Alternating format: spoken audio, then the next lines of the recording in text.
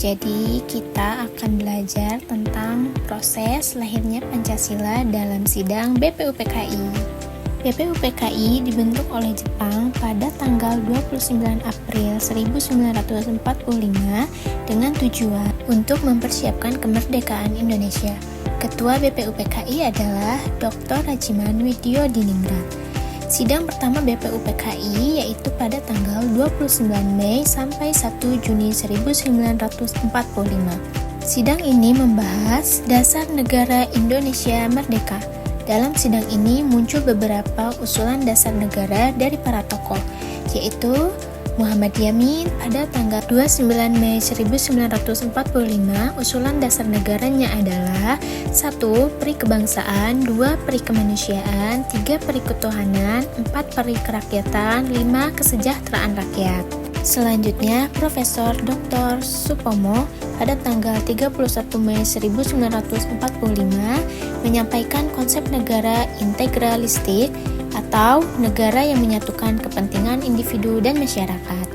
Ketiga, Insinyur Soekarno pada tanggal 1 Juni 1945 mengusulkan dasar negara yang dinamai Pancasila, yaitu 1. Kebangsaan Indonesia, 2. Internasionalisme atau perikemanusiaan, 3. Mufakat atau demokrasi, 4. Kesejahteraan sosial, 5. Ketuhanan yang berkebudayaan. Soekarno juga mengusulkan agar Pancasila bisa disarikan menjadi Trisila atau sosio-nasionalisme, sosio-demokrasi, dan ketuhanan, bahkan menjadi Ekasila atau disebut gotong royong. Hasil sidang pertama, belum ada kesepakatan final tentang dasar negara. Lalu dibentuk panitia kecil yaitu panitia 9 untuk merumuskan naskah dasar negara secara lebih konkret. Selanjutnya, Piagam Jakarta atau sering disebut Jakarta Charter. Pada tanggal 22 Juni 1945, pembentukan panitia 9 yang beranggotakan 9 tokoh nasional yaitu Insinyur Soekarno, Muhammad Hatta, A.A. Ramis, Adi Kosno Tjokorojoso, Abdul Kahar Muzakir, Agus Salim, Wahid Hasyim, Muhammad Yamin, dan Ahmad Subarjo. Hasil rapat panitia 9 pada tanggal 22 Juni 1945 melahirkan Piagam Jakarta yang menjadi rancangan pembukaan Undang-Undang Dasar 1945 dan berisi rumusan pertama Pancasila, yaitu 1. Ketuhanan dengan kewajiban menjalankan syariat Islam bagi pemeluk-pemeluknya, 2. Kemanusiaan yang adil dan beradab, 3. Persatuan Indonesia, 4. Kerakyatan yang dipimpin oleh hikmat, kebijaksanaan dalam permusyawaratan perwakilan, 5. Keadilan sosial bagi seluruh rakyat Indonesia. Piagam Jakarta menjadi kompromi antara golongan nasionalis dan golongan Islam dan menjadi dasar rumusan Undang-Undang Dasar 1945 yang akan dibahas selanjutnya. Perumusan akhir setelah BPUPKI dibubarkan, Jepang membentuk PPKI, yaitu Panitia Persiapan Kemerdekaan Indonesia pada tanggal 7 Agustus 1945 yang diketuai oleh Insinyur Soekarno dan Wakil Ketua Muhammad Hatta. Peristiwa pentingnya adalah pada tanggal 17 Agustus 1945 menjadi Proklamasi Kemerdekaan Indonesia. Lalu pada tanggal 18 Agustus 1945 menjadi sidang pertama PPKI untuk mengesahkan dasar negara dan konstitusi. Dan keputusan PPKI pada tanggal 18 Agustus 1945 mengesahkan Undang-Undang Dasar 1945 sebagai konstitusi negara dan mengubah sila pertama Piagam Jakarta dari ketuhanan dengan kewajiban menjalankan syariat Islam bagi pemeluk-pemeluknya menjadi ketuhanan yang Maha Esa. Perubahan ini dilakukan untuk menjaga persatuan nasional di wilayah Indonesia Timur dan menetapkan Pancasila dalam pembukaan Undang-Undang Dasar 1945 sebagai dasar negara Republik Indonesia. Nilai-nilai Pancasila yang tercermin dari prosesnya lahirnya Pancasila. 1. Nilai ketuhanan yang Maha Esa tercermin dari semangat para tokoh bangsa yang menjunjung tinggi nilai religius dan keimanan. Dalam Piagam Jakarta terdapat sila ketuhanan dengan kewajiban menjalankan syariat Islam bagi pemeluk-pemeluknya.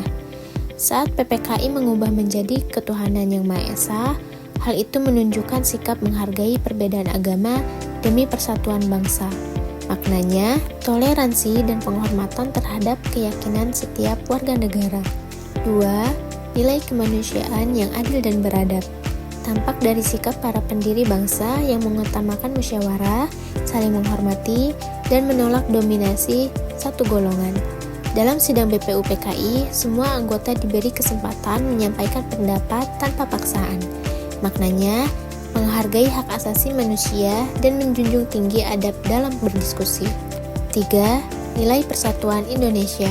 Sangat nyata saat para tokoh dari berbagai latar belakang suku, agama, dan golongan berjuang bersama untuk merumuskan dasar negara. Perubahan sila pertama Piagam Jakarta menjadi ketuhanan yang Maha Esa adalah bentuk pengorbanan demi menjaga keutuhan dan persatuan bangsa. Maknanya, menempatkan kepentingan bangsa di atas kepentingan kelompok atau pribadi. 4. Nilai kerakyatan yang dipimpin oleh hikmat kebijaksanaan dalam permusyawaratan perwakilan. Terlihat dari proses musyawarah dalam sidang BPUPKI dan Panitia 9, semua keputusan diambil melalui diskusi, pertimbangan matang, dan mufakat bukan dengan paksaan. Maknanya, mengutamakan musyawarah untuk mencapai kesepakatan bersama yang bijaksana. 5. Nilai keadilan sosial bagi seluruh rakyat Indonesia. Tercermin dari cita-cita para pendiri bangsa untuk membentuk negara yang menjamin kesejahteraan, keadilan, dan kemakmuran bagi semua rakyat. Gagasan Soekarno dan Yamin menekankan pentingnya keadilan sosial dan pemerataan kesejahteraan. Maknanya, negara harus hadir untuk menyejahterakan rakyat tanpa membeda-bedakan. Dari proses lahirnya Pancasila melalui sidang BPUPKI, Piagam Jakarta, hingga PPKI, saya belajar bahwa kemerdekaan Indonesia tidak lahir begitu saja, melainkan melalui semangat persatuan, toleransi, dan kebijaksanaan para pendiri bangsa. Mereka rela menurunkan ego pribadi dan golongan demi kepentingan bersama.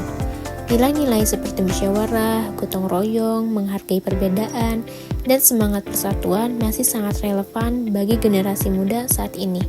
Di tengah perkembangan teknologi dan arus globalisasi yang sering membuat masyarakat terpecah oleh perbedaan, kita perlu meneladani sikap para pendiri bangsa, menjaga persaudaraan, berpikir bijak, dan bekerja sama untuk membangun Indonesia yang adil, makmur, dan beradab. Sebagai generasi penerus, saya merasa terpanggil untuk mengamalkan nilai-nilai Pancasila dalam kehidupan sehari-hari. Mulai dari hal kecil seperti menghargai pendapat orang lain, menjaga kerukunan, hingga berkontribusi positif bagi masyarakat. Itulah cerita proses lahirnya Pancasila. Kurang lebih saya mohon maaf jika ada kekurangan atau tutur kata yang kurang berkenan. Semoga bisa dipahami oleh anak-anak maupun dewasa. Semoga bermanfaat. Sekian, terima kasih.